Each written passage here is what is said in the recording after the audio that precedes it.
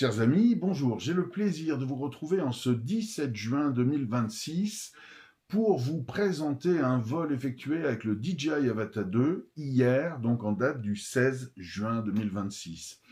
Hier, ça a été une journée un petit peu particulière puisque j'ai fait deux vols. Un le matin, donc en long range, un autre l'après-midi en secteur forestier complexe. Pourquoi ces deux vols? Eh bien, en fait, parce que le premier m'a énormément frustré. C'est-à-dire que j'ai retrouvé avec l'Avata 2 exactement les mêmes problèmes de transmission que ceux que j'avais déjà décrits avec le DJI Neo 2.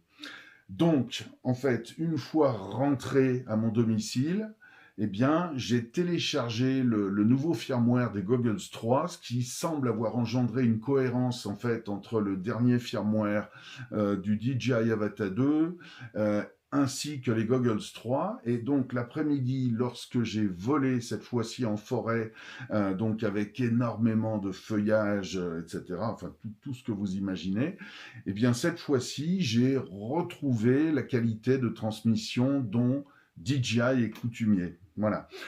À cette occasion, j'ai téléchargé les dernières données FlySafe, hein, et en fait, celle-ci, d'après les renseignements que j'ai pu avoir, octroie la possibilité pour ceux qui souhaitent voler dans des endroits un petit peu critiques, en fait, cela leur permet de le faire de façon plus libre.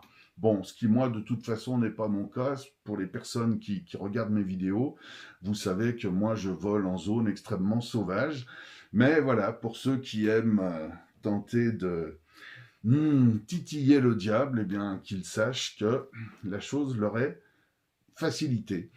Chers amis, pour ce vol d'hier matin, donc pour lequel je vous propose de voir la bande vidéo interne du drone, je vous souhaite un bon visionnage.